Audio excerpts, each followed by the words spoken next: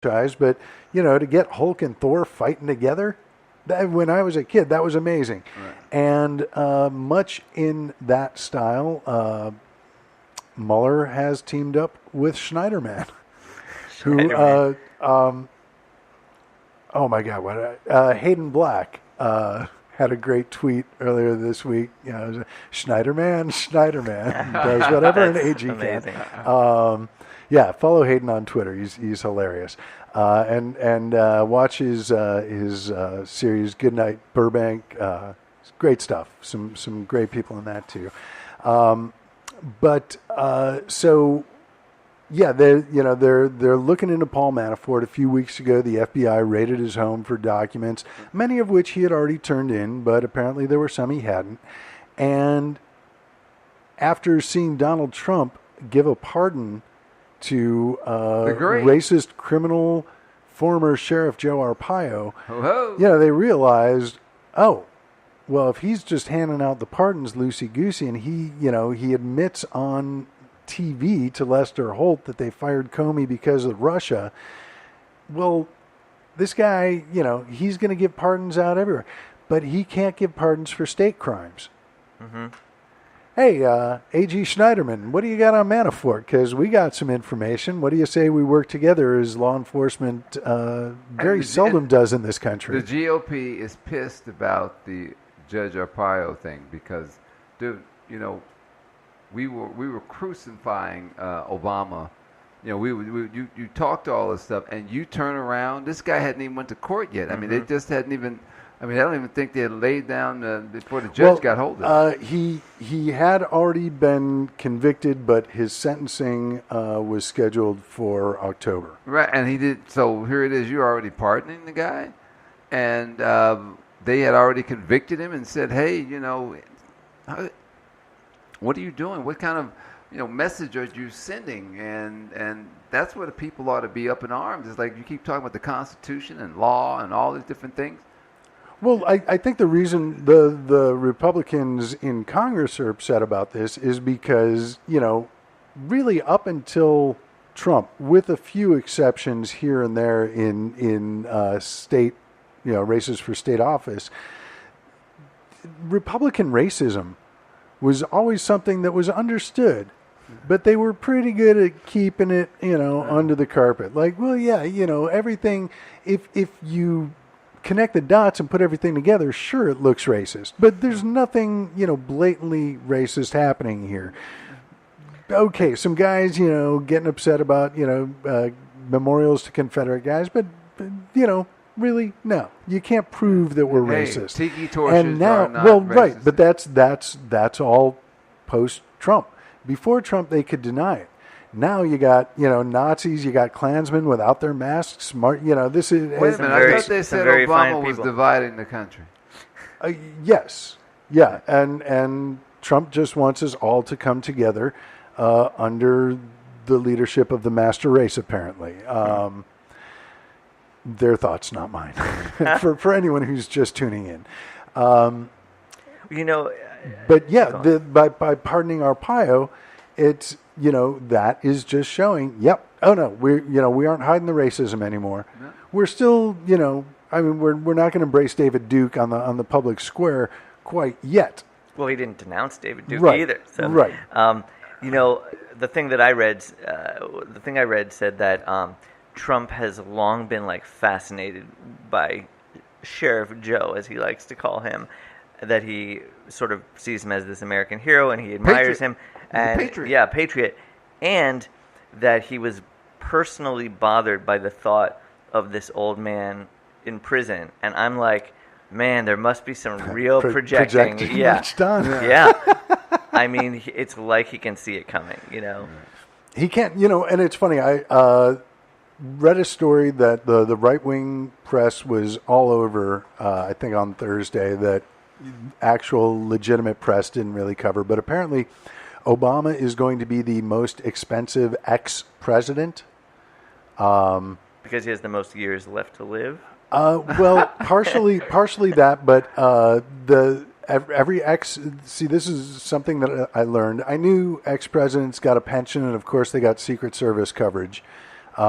which if you look at the map is much better coverage than you get with Verizon. But they ex-presidents also get an office that is funded by the taxpayers.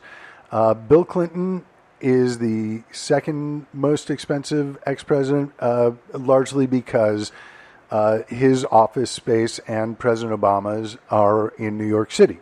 So expensive rent, expensive office. And I was thinking about that, when Trump is out of office, mercifully soon, my first thought was, do prisons have offices for inmates? Or does he just have to share the library? Like the President Trump Memorial Library is going to be at Leavenworth. Yeah. But so, yeah, does he get an office in prison? Yeah, and is there going to be a Secret Service detail in the showers, or just in Gen Pop? Yeah, it's weird. You got to wonder if guys would be coming to beat the crap out of Trump in prison, and his Secret Service detail would be like, "Excuse me, sir, you're going to have to back away from the president. We got this." Right? Yeah, exactly. The line actually forms out there. It'd be harder to get tickets to beat the crap out of Trump than it would to get tickets to that new exhibit at the Broad that opens at the end of the month. Just had to be cosmopolitan for a minute. Yeah, no, absolutely. Because that's what we do. It's a bunch of mirrors. I mean, get over it, people. It's nice to see smoke and mirrors in D.C. Now here we're going to have the mirrors at the Broad and the smoke in Burbank. Well, they tried to stop Obama from making speeches because people were offering him $450,000 a speech. And they said, well, that's bullshit. He shouldn't get that. Why would they do that? He shouldn't have that. And it's like, the guy's out of office. Offer whatever you, if they're willing to pay it. I mean, when what's his name, Rodriguez, the baseball player, when they asked him, A-Rod, when they asked A-Rod how much money he wanted, his agent said, "How about $250,000?" Okay, and they agreed, and he was the first one. But if you don't ask, right? You ask me what I want, and there's my offer, and you're willing to pay it. Hey. Oh yeah, I mean, there's a reason comedians take cruise ship gigs and go after the college gigs. Like that's where the money is. Yes. It's like someone wants to pay me that much to stand in front of them and tell jokes, for an hour. Yeah. I'll do that. It's that's and again, we were talking about double standard earlier with when God helps and when God doesn't. Capitalism is good. When Donald Trump doesn't pay taxes, and he says that's because he's smart. There's a certain segment of the population that they're going to agree with him. Right. When Wesley Snipes says he's smart for not paying taxes, well, they got an issue with that. Oh yeah, he should be in jail. And I wonder, what is the main difference between these two guys that. They one of them both produced what people consider quality entertainment over the years. Yeah. One of them was awesome in Passenger 57. The other one wasn't even in Passenger 57. He was mediocre in Home Alone 2. Yeah, exactly. Did you read Matt Damon's comments about filming at Trump property? I saw the headline, but I didn't read the article. It was great. For people who are wondering why the hell was Donald Trump in Home Alone 2? Yeah. So Matt Damon said that in any film where you wanted to shoot in any Trump property, part of the requirement was that you give Trump a cameo. And so you have to block out half a day for Trump to come on set, and everyone goes, "Oh my gosh, Mr. Trump, so nice to meet you." And this pageantry, take group photos with him, shoot his scene, and then cut the scene from the movie because it's never going to be in the movie. Except the people in Home Alone 2, they actually, for some reason, they kept it in the film. But there's such an ego there that I have to be in your movie. Maybe that's why he gets married so many times. He loves the reception lines. Yes, exactly.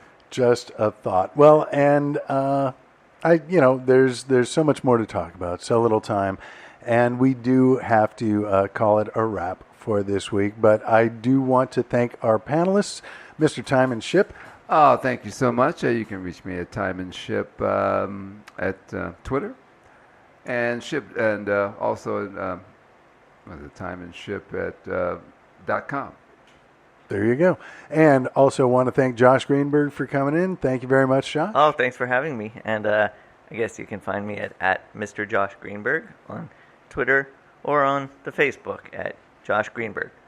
And keep an eye on Huffington Post because I introduced you as a meme creator extraordinaire, and they've been giving you some good coverage. over the last, that's been really fun.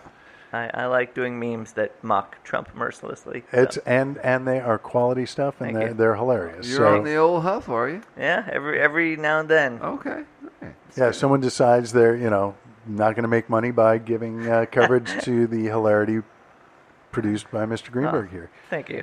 So, and, I realize I don't think I introduced myself at the beginning, but you should know this by now. I am Dr. David Robinson, and I want to thank our panelists. I want to thank you for listening. You can find me on the Twitter at StandUpFallDown, and you can follow this show on Twitter at Let's Be Treasonable, LETSB, just the letter, TREASONABL. It's the name of the show, minus 2 E's. We pass the savings on to you. We're on Facebook also, and we are on whatever you choose to listen to us on every week. So please continue to tune in. If you like the show, tell everyone you know. If you don't, keep it to yourself. We'll be back next week. Actually, next week we are back, and then I am out in 2 weeks, but Jim Coughlin will be guest hosting. Going to be a really fun episode then. So join us then if you would. Thank you very much. Have a great week. Take care of yourselves. Goodbye. Thanks. Bye.